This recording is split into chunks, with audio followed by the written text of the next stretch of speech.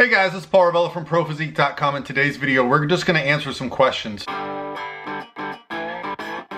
So the ProPhysique Transformation Challenge for 2022 is underway, and I did a live video in the Facebook group, which is a great group. I mean, I already see so much support going on in there, and so I posted a thing and said, hey, I'll do a video for the questions that get the most likes.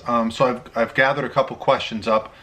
So what I like to do is just go through each of the questions and discuss them, give you guys my my feedback, and then we can get a discussion going, either if you're in the group, within the group about this video, or if you got some questions or comments below. If you're not in the group, in the comment section, I'll answer them as well. So let me go ahead and read the first question, then we'll answer that.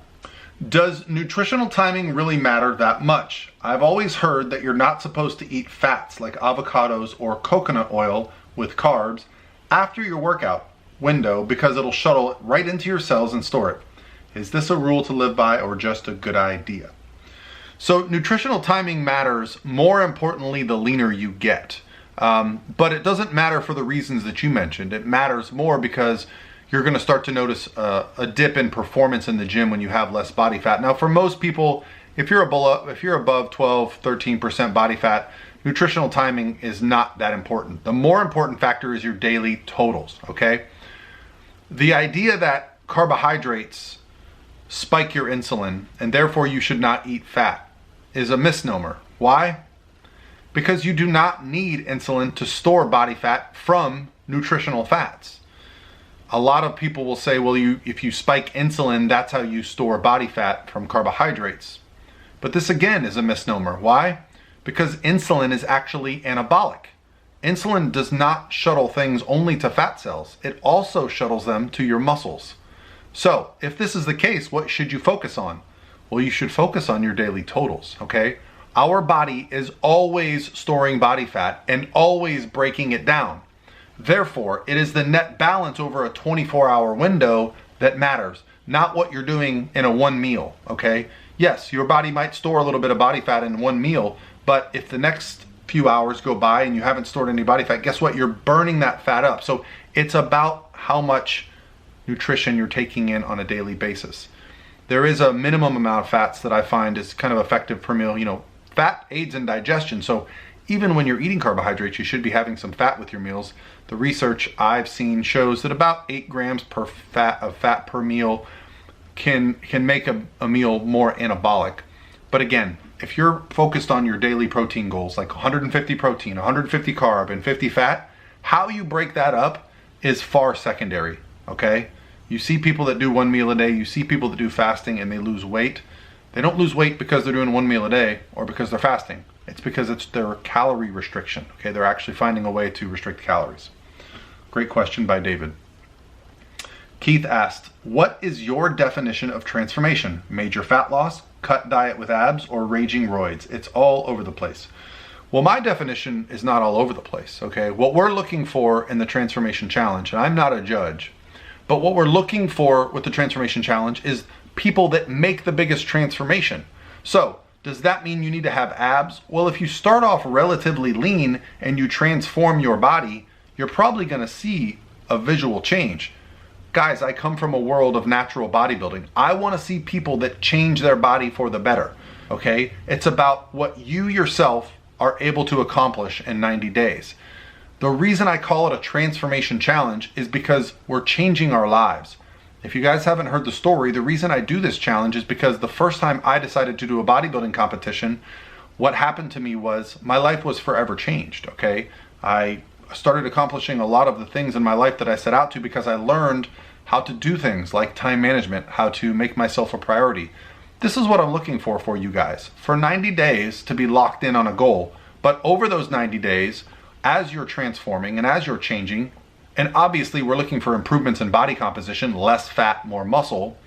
As you're going through that process, you're learning more about yourself. You're learning skills that you're gonna carry into the rest of your life. Skills that are gonna make you a better husband, a better wife, a better friend, a better relative, a better employee, a better version of you, a happier version of you, with skills that can help you for the rest of your life, whatever goal it may be. Now, obviously, if we're talking about the people that are gonna end up in the top 20, there's going to be a significant visual difference in the before and after pictures. Then when we get to the winners, a lot of it's going to come down to the visual difference along with the story of what journey they've undergone. Okay, this is not a superficial transformation. Yes, I love to see people who are able to take their bodies and transform it. Less muscle, more fat, better performance, better attitude. This is what we're looking for, okay? Great question, Keith. All right, for Dennis. Once we reach our target goal weight, some may be in the single digits. So this is a two-part question. How to effectively reverse diet without gaining too much body fat. And two, when utilizing the added calories back into your diet, knowing how hard it is to gain muscle, what would be the best approach to gain as much muscle mass so when we cut the next time, we cut again, we can get better with time? So these are great questions. I mean, you essentially just described what bodybuilding is, right? Bodybuilding, especially in the competition world, is about dieting down, seeing how good you look, seeing how shredded you can get, and you can see all your muscles when you're very low body fat, especially if you're single digits. And then you take the time to build back up and come back better. So how do you effectively reverse diet without gaining too much body fat? You said it in the sentence. Reverse dieting. Reverse dieting is the process where essentially you're just going to add calories. I take it on a week-by-week basis with my clients. What we do is we'll check in each week after the show, and I'll typically add between 50 and 100 calories. So let's say they're on 1,500 calories at the end of prep. I might bump their calories up to 17, 18, 1,900 calories the first week. And from there, it might go up 550 to 100 per week. And if they were on, say, 60, 90 minutes of cardio at the end of prep, I like to just cut it right in half and then walk it up. Now, typically for my competitors are actually eating more going into the show than they were at the start of prep. If you watch any of my bodybuilding peak week videos where I talk about linear progressive loading, you learn that I actually reverse diet my clients into the show. This is a much better look, and you don't have to reverse diet. You've already raised your calories up so much, you just cruise into the off season and go from there, but you continue to reverse diet. So now you said when utilizing added calories back into your diet, knowing how hard it is to gain muscle, you said it all right there. It is hard to gain muscle. There used to be this thing when I was young and competing in like the late 2000s that they would say, well, the time after a show is the most anabolic you'll be, so you can put on muscle rapidly. False. That's the least anabolic you'll be. When you have low body fat and you have high hunger, you are the least anabolic you will be. Your hormones are suppressed, so what you need to do is avoid fat gain. Okay, you're not going to gain a lot of muscle. What you need to do is gradually allow your hormones to return to normal, and your training will continue to improve. So you want to keep doing the things you were doing in prep. You're naturally going to feel stronger. You're naturally going to be able to add more volume. And what you want to do is spend enough time away from dieting. My rule of thumb is you need to spend more time away from dieting than you do dieting. So let's say you diet for 5 months for a contest prep.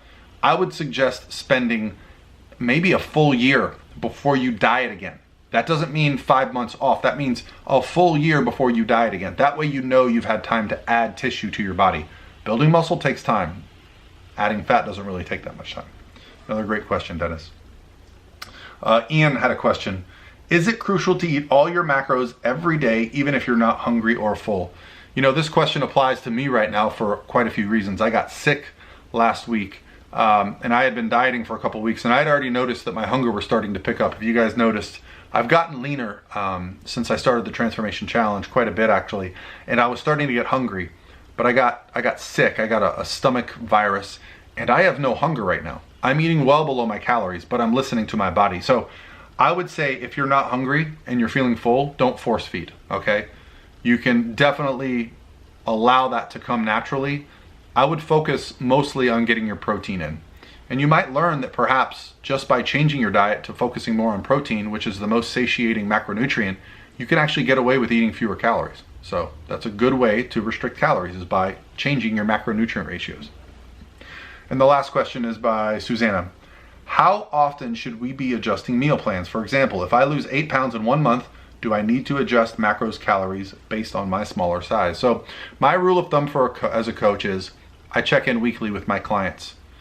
If we're not seeing progress each week, either in pictures, in measurements, or on the scale, and we agree that we're basically plateaued, we make an adjustment. If we see progress, and my rule of thumb for progress is generally going to be at least 1% of the body weight per week. So if we have, say, a 150 pound individual, I'm looking for them to be losing between 1 and 2 pounds a week. That's significant progress, right? The other things I might be looking for is, hey, are we noticing that clothing is fitting better? Are some measurements improving? Because a lot of you guys might be getting into this process and really kicking butt both in the gym and the diet. And in that case, if you're kind of new to training, that stimulus is going to have a response of adding some lean body mass at the same time that you're actually losing body fat. That's why it's important to do pictures every single week.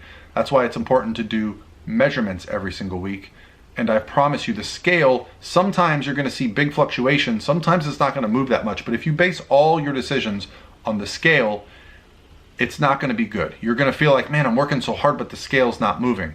False. It's not just the scale. Pay attention to the mirror, the pictures, the clothing, the measurements. All those things are going to be very powerful tools. I'm telling you, the first time I ever dieted for a bodybuilding show, and that's why I tie all this stuff back to that, is the first time I ever took pictures, not just from the front, but from the back. And you know what I noticed? When I went from, say, like 235 pounds down to like 225 pounds, every single bit of body fat that I lost was on my back. I could literally see every week the muscles and the lower back kind of tying in together. And I never noticed that before. And I used to get so frustrated and say, man, I'm not seeing my abs. I've lost 15 pounds and I don't see my abs. Well, guess what? It's because the body fat comes off in a predetermined order. And if you have too much body fat on the rest of your body before you even get to the abs, that's got to come off first, guys and girls. So great question, Susanna. All right, guys, that's going to be it for me today. Sorry I didn't go to the gym. It's freezing outside. It's raining. I'm just sitting in my office, and I'm about to finish building my new home office, so I won't be in this little dungeon that I've got set up right here that I'm renting. So I'm excited for you guys to see that, but hope you guys have an awesome Tuesday, and I'll talk to you tomorrow.